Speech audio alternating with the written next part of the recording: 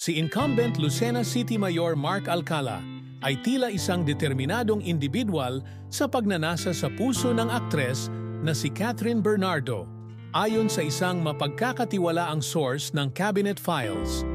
Kilala si Mark sa mga mahilig sa showbiz, gaya ng isang bituin sa entablado dahil siya ang dating karelasyon ng GMA7 actress na si Ashley Ortega. Si Ashley ang kasama ni Mark noong naghain siya ng kandidatura bilang alkalde ng Lucena City noong Oktubre 8, 2021.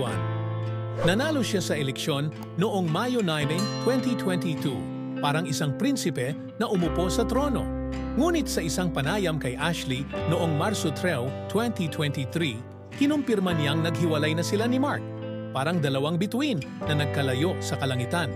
Sinabi ni Ashley na nangyari ito matapos mahalal si Mark bilang mayor. Ngunit hindi na nagbigay ng iba pang detalye ang aktres. Noong 2023, kumakalat na parang wildfire ang balitang di umano'y relasyon ni Mark sa volleyball star na si Mika Reyes, na dating kasintahan ng aktor na si Jerome Pons. Ang source ng cabinet files ay nagsabi na naghiwalay na umano sina Mark at Mika, kaya't parang malayang ibon ang 32 anyos na mayor ng Lucena City na si Mark sa panliligaw kay Catherine. Bagamat hindi kasali si Mark sa mundo ng showbiz, parang magnet siya sa social media. Bukod sa kanyang artistahin na hitsura, ang kanyang mga koneksyon sa kilalang mga personalidad mula sa entertainment industry at sports ay tila nagpapalakas sa kanyang ugnayan sa showbiz.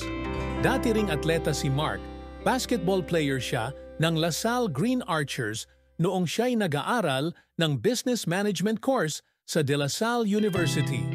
At dahil isa siya sa mga most eligible bachelors na public servant, tila ang bawat galaw niya sa personal na buhay ay sinusubaybayan ng maraming tao. Tiyak na magiging sentro ng usapan si Mark dahil sa kanyang panliligaw kay Catherine, na iniiugnay din sa kapuso star na si Alden Richards.